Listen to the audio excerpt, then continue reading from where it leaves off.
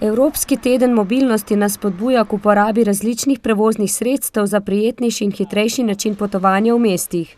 Eno od teh, električna kolesa, so dopoldne predstavili v Dolenjskih Toplicah, kjer so jih upokojenci tudi preizkusili. Navadno kolo moraš poganjati sam, tle ti pa seveda pomaga elektromotorček.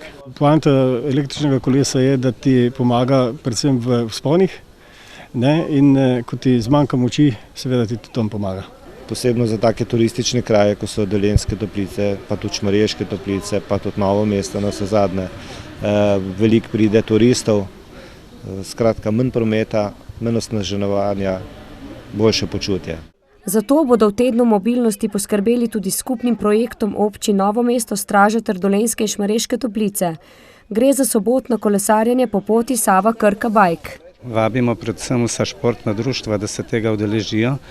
In sicer imamo zato tudi poseben motiv, mi jih kar izdatno financiramo in torej na tak način pravzaprav lahko tudi en del tega našega vložka v šport vrnejo. Dan brez avtomobila 22. septembra pa v večini sodelujočih občin ostaja stalnica Evropskega tedna mobilnosti. In sicer bomo poskušali motivirati vse občane, da bi prišli na delovno mesto brez avtomobilov, to se pravi ali peš ali pa z bicikli. Ta dan bodo otroci sodelovali tudi v različnih delavnicah povezanih z vzgojo v cestnem prometu in športnih igrah. Predstavila se bodo tudi športna društva.